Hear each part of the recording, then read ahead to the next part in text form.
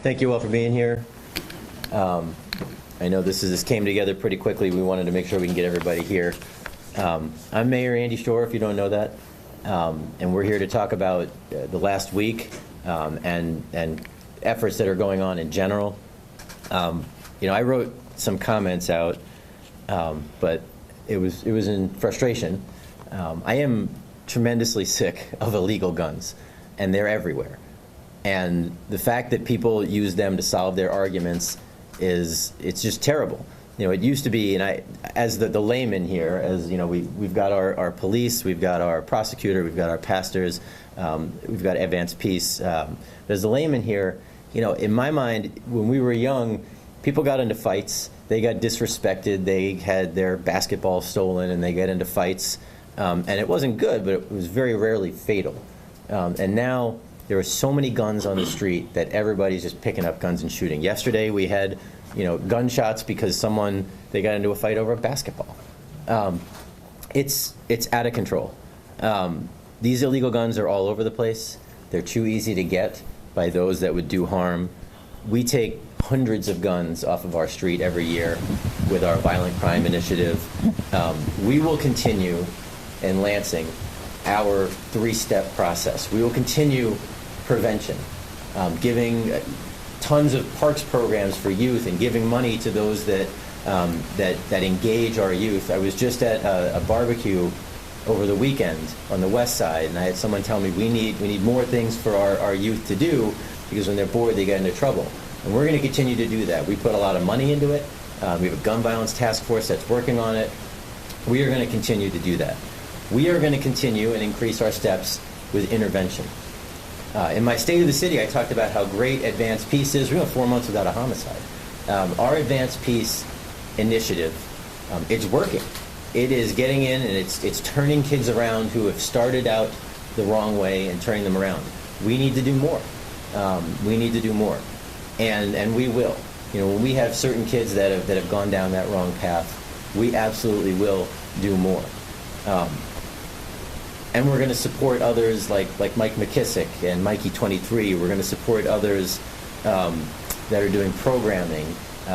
Pray, Terrence Cooper came in. He said, let's get some gym space and get some basketball. Let's get our kids, learning trades. We're going to keep doing all of that. And we're going to do enforcement. I can't stress enough that we hear, if someone gets caught with a gun outside of Lansing, then there's going to be real consequences. But in Lansing, there won't be. That is untrue, and I want to make sure everybody out there knows it. If you have an illegal gun, we're sending it to the prosecutor. We are letting the prosecutor know. We are not leaving you on the street with illegal guns. We are going to take action. Know that whether you are in Eaton County or Clinton County or Ingham County, City of Lansing, having an illegal gun, don't bother, because it is not going to go well for you. We have a great police force who are doing their job, doing an incredible job. But I also encourage everybody out there, if you see something, say something. Let us know. If you have a camera, a Ring device, send it to us. We want to know. We have to get the information to get people off the street who would do harm with illegal guns. We will work with the prosecutor. We will work with the sheriff. Again, Advanced Peace is trying to prevent it. And then our clergy friends are our partners in making sure that everything is done the right way.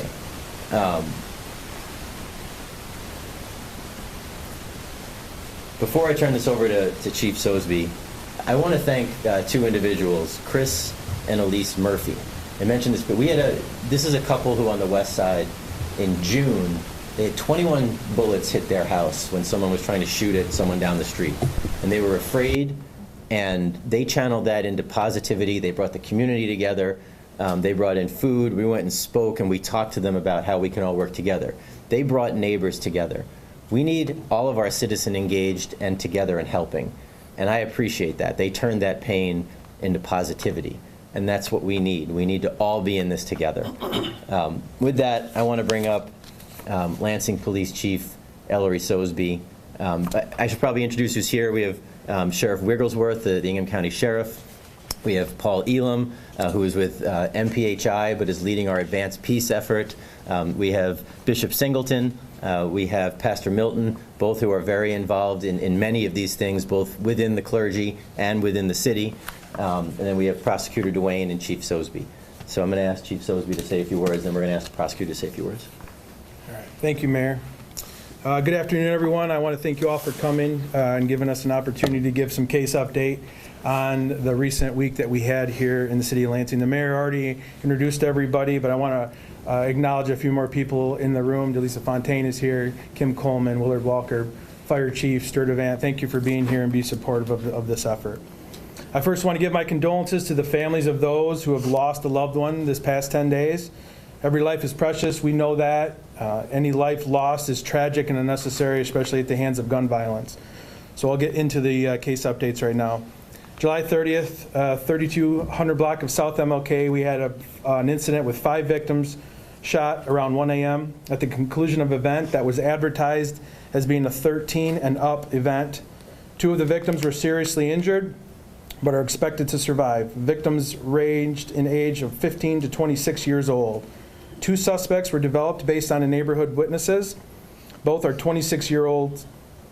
It is believed that people came to the location as a fight developed. Evidence collected from the crime scene will need to be evaluated by our crime scene investigators, media techs, and crime labs. This case has many complications due to the lack of on-scene witnesses and cooperation, and victim cooperation, and lack of first-hand knowledge.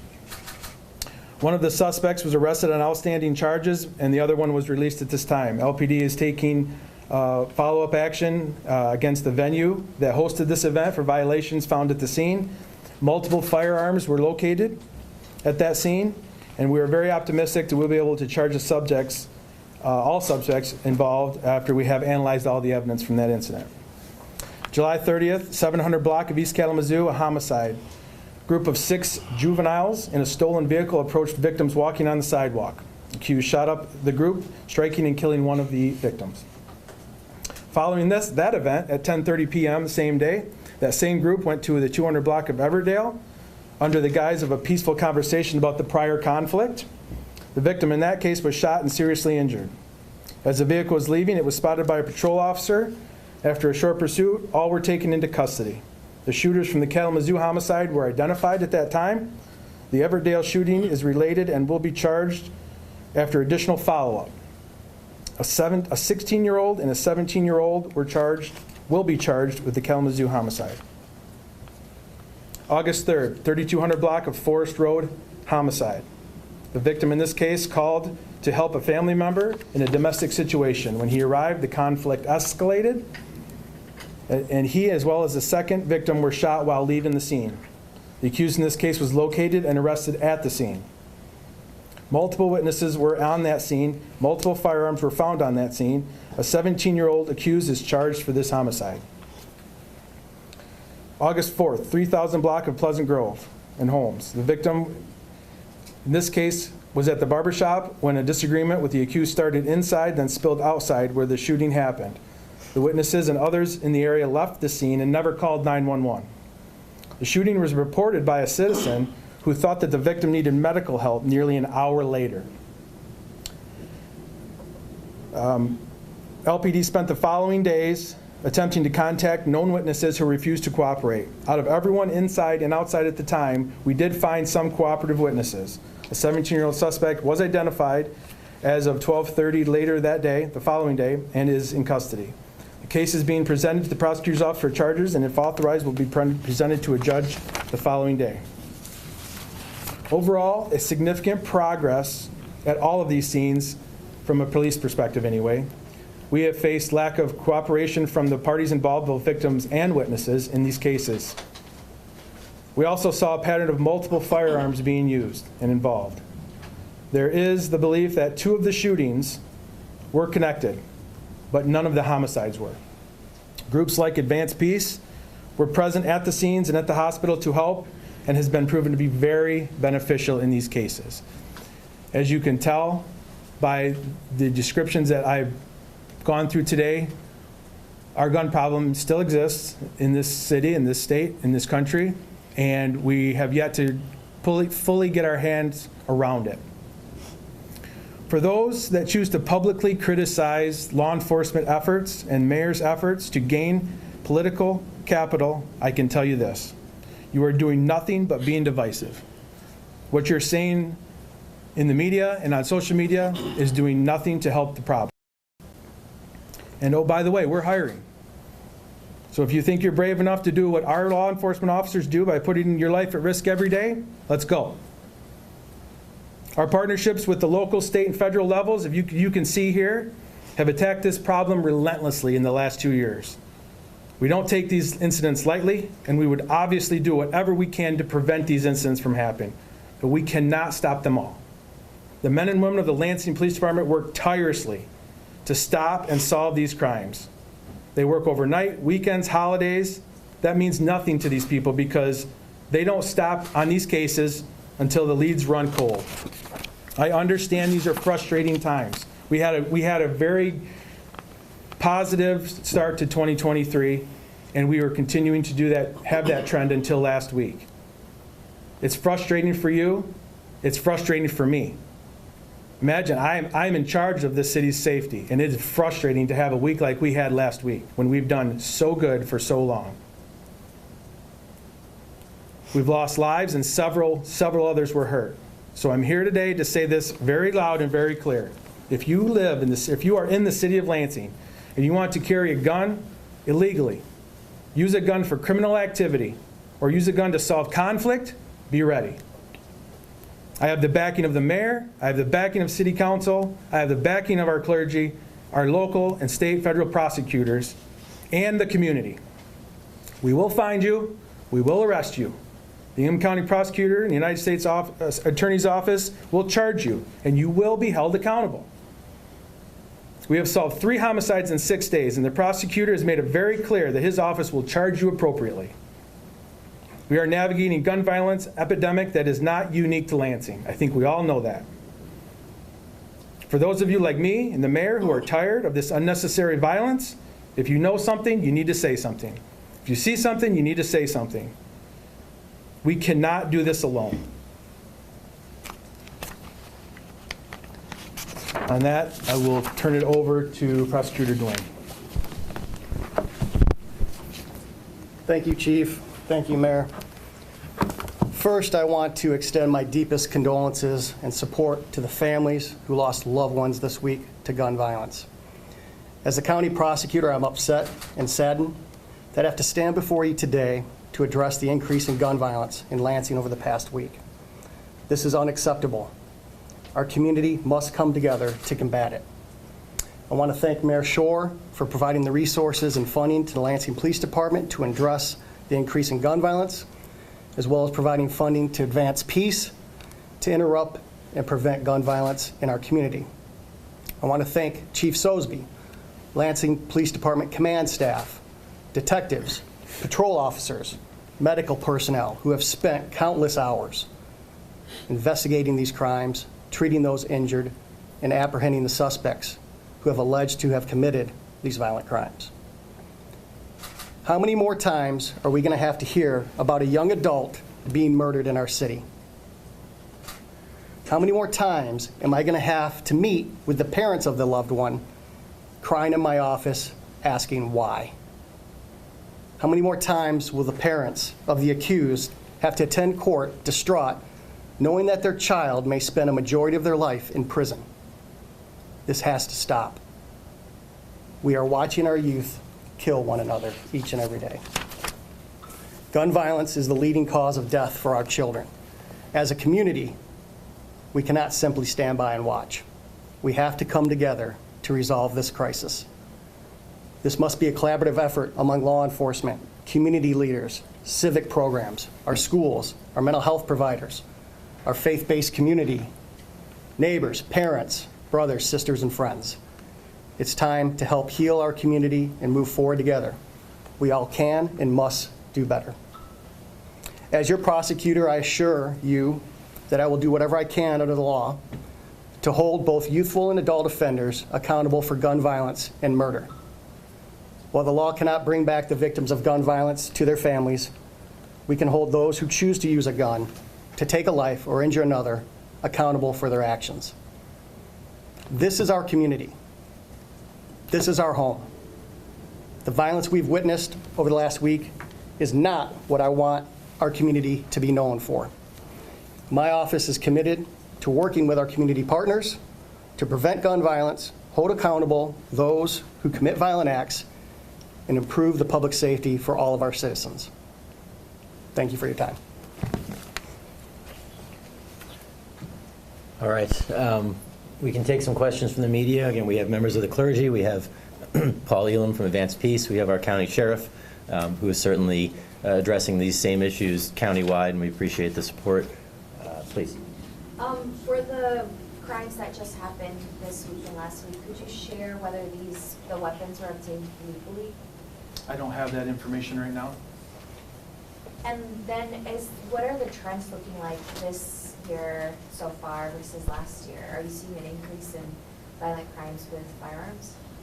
Violent crime overall has been in a decrease up until this week.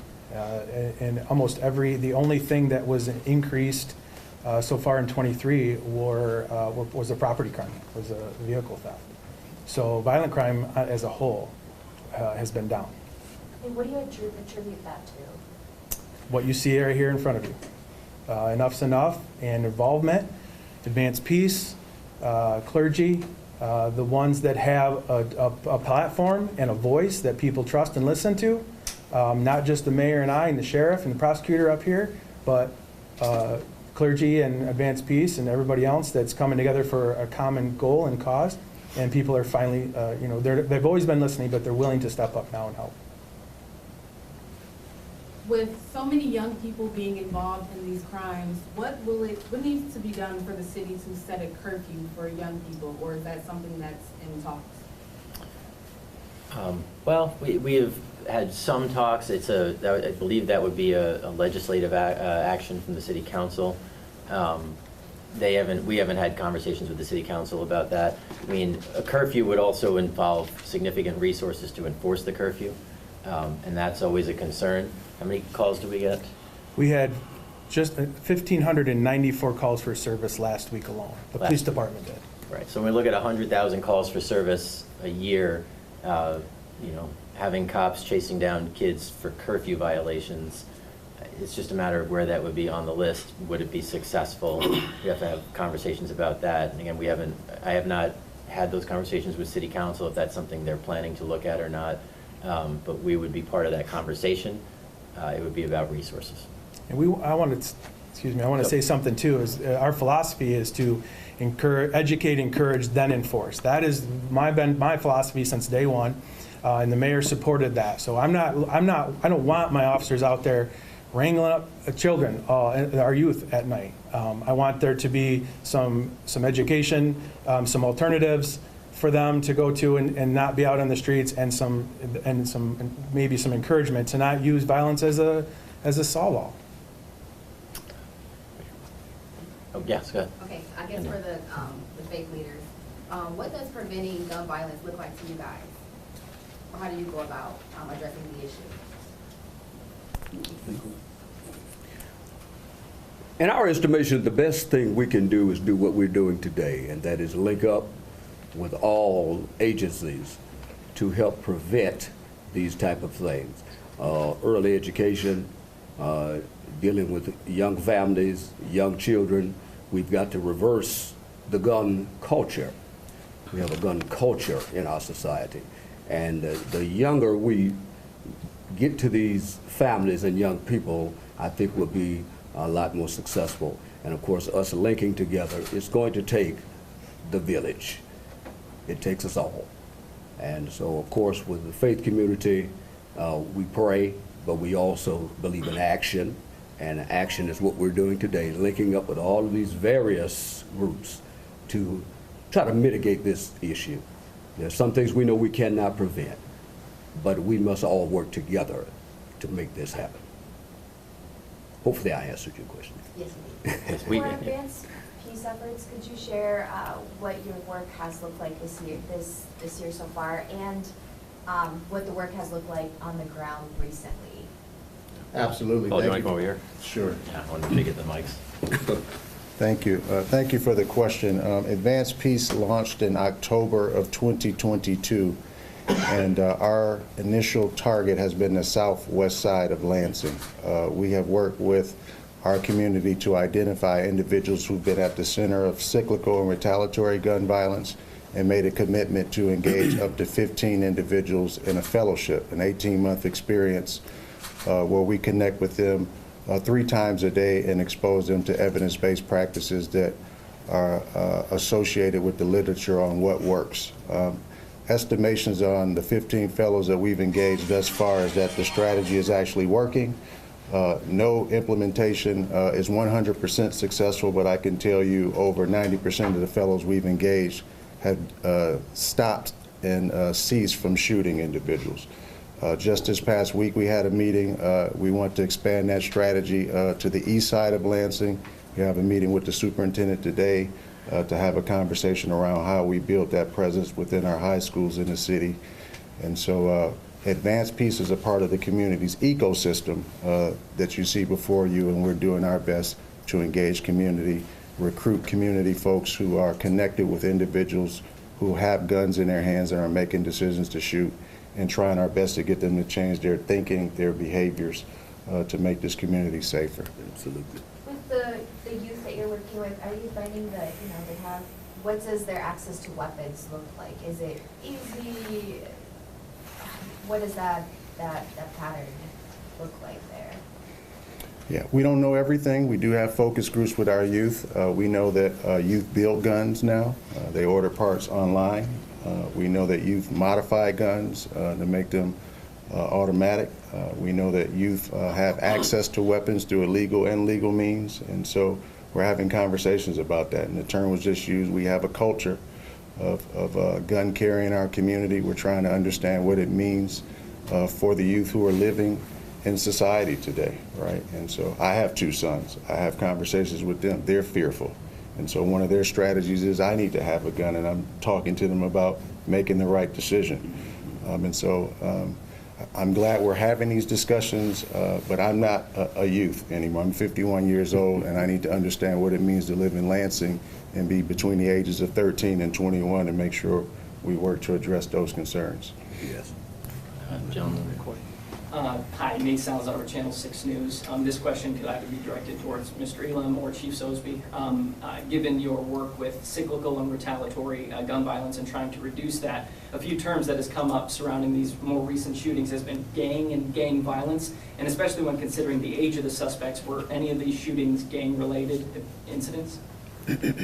I don't have that information at this point. The investigations are very new and very fluid right now. There's been no intel that I've been aware of that leads me to believe that there are any type of gang involvement in these shootings. We've had conversations about, gang means what? More than 3 people? What's the definition of gang? That's fair enough. Yeah, more than 3 people. There's the traditional attitude of gangs, right? These organized gangs, and then there's 3 or 4 friends who, you disrespect me and my friends are going to come after you, and technically that's gangs, but for us, this is groups of people with retaliations and things that again, we're trying to interrupt that violence cycle. So it's just, when you hear gangs, you kind of get this certain picture, but the reality is, regardless of what it is, we want it to stop. So one more, and then we got 2 questions, and I think we got to close it down. This one would be directed towards Prosecutor Duane. I know that 3 out of the 3 recent shootings, 2 suspects that were around the age of 17, one bordering that age, were charged as adults. Is that something that you think, kind of sends a point across in what these people will be facing? And do you think that actually will, in turn, deter people from doing further gun violence? I hope so. If I haven't sent a clear message, the message will be sent today that I will charge you as an adult if you're a youthful offender. I will look at your prior history, I'll look at what occurred, and I will charge you as an adult. And if you're convicted, you'll be doing time in prison. So I guess going back to when you talked about implementing these gun violence techniques into schools around Lansing, are metal detectors something that you guys are looking into? We haven't had the meeting yet. I just wanted to let you know we're having those conversations. I was just talking to Chief Bacchus today, we're trying to identify what works based on the research and evidence. And so we're having conversations with the Department of Justice, Michigan State University, and other gun violence experts throughout the country to make sure that Lansing's doing everything that we can to deal with this matter. We'll be talking to the superintendent. The superintendent is very aware and very involved, and we'll be talking to him as well. This was really targeted towards the last week or so, but in terms of school coming up and things like that, the superintendent is definitely aware and taking initiatives, so it's worth talking to him for the future. So, your question back here, and then over here. Nope. Did you have a question? Yes, it was just, do y'all have the total number of fatal and non-fatal shootings this year alone? Do you have that number? We'll get you that number. Jordan will get you that number after this. Yeah. This is directed more at Mr. Elam. Could you give us an example, and I think this will also help encourage kids who are listening, of where somebody has come to you folks and spoken to you with one of the mentors, and it's mitigated, it's turned it around, where a violent episode, reactionary shooting didn't happen because of what you guys are doing, and then maybe talk to those kids who might be listening, hey, we can go to these people, it doesn't have to happen. Just kind of an example or a word to others who might be listening. Yeah, thank you for the question. The reality is many of the youth that we're targeting at the center of this gun violence epidemic are not really connected to any pro-social networks. And our neighborhood change agents are now engaging them 3 times a day. We eat with them, we travel with them, we talk to them, we mentor them, we take them to life skills classes. But as you know, that's only a small percentage of the time throughout their day and their week. And so typically when we're not with them, all the messages that they hear are not the messages they hear from us. They're very negative and they're very retaliatory. And so what we've been able to do is get into the ears of many of these youth and get them to think about different ways to deal with conflict resolution. Sometimes it's just call me and let's get out of the city for a couple of days, have a conversation. Sometimes it's thinking about what's going to happen after you make this decision. They've not thought about that many times. They're thinking about the immediate time that they're dealing with this particular conflict. And so just working through conversation and sharing other opportunities. Some of our youth don't believe that they can walk the city and be safe. They would like to have a job, but they believe if I'm working, I'll be in a place 8 hours and somebody might know where I'm working and come shoot me. So we're trying to get them out of the city and get them employed. And so if you can imagine, we're helping them explore all types of options that they have never explored before, and they're taking advantage of those options now. I would add, and I've had conversations with some of the change agents. Again, they do a great job, but you talk to Terrence Cooper with PRAY, People Ready Activating Youth. You know, somebody mentioned that the event at Logan Square, Advanced Peace was there. That is true. So when something happens, you talk about not retaliating, they will go. These folks who have lives, right? They're not doing this 24/7. They will go at night, at midnight, and they'll show up when a shooting happens, and they'll talk to the folks who were affected. You could have a whole family at Sparrow Hospital, and the change agents will go and will calm the situation, and they have prevented retaliation shootings using the techniques that they were taught that they use during the day to show up at a time when they're not supposed to be there, and to get with the individuals and the families and say, let's calm this down. We have talked to Sparrow Hospital about getting some of the change agents access so they can get into the rooms and they can calm the situation down. They can de-escalate the situation. It is definitely working, and we saw that for 4 months without a homicide. We saw no retaliations. This week they're working double time, and we're trying to get them more help. We're trying to look at resources. Delisa Fontaine is here. She's with our gun violence task force. We looked at all of these factors. We have some money that we're going to put in to try and beef up those efforts. But when you hear Terrence, who's exhausted the next morning because he's calling me and saying, I was up until 3 a.m. convincing people, don't go back out and retaliate and shoot. Everything that Paul and MPHI, they're teaching these change agents, that are teaching the fellows, it's working. Is it 100%? No, but it's working. Mayor, I'll just add to that. The shooting we just had this past Friday, we were together having dinner, debriefing this week. We leave dinner, the shooting happens on Holmes Road. And one of our NCAs was there for 5 hours that night dealing with that matter until all the crowd dispersed. And the very next day, spent another 2 hours with the family that was impacted. 8 hours, you know, almost 8 hours and 24 hours dealing with a response to gun violence in our community. And our change agents, they know these folks. These are not, you know, it's not me. They know these folks, so they can get in and have those conversations. So, all right, I think we have to call it a day, but thank you all for being here. Thank you for taking the time at the last minute. Thank you for everybody up here, and we'll keep you in the loop. Thanks, everyone.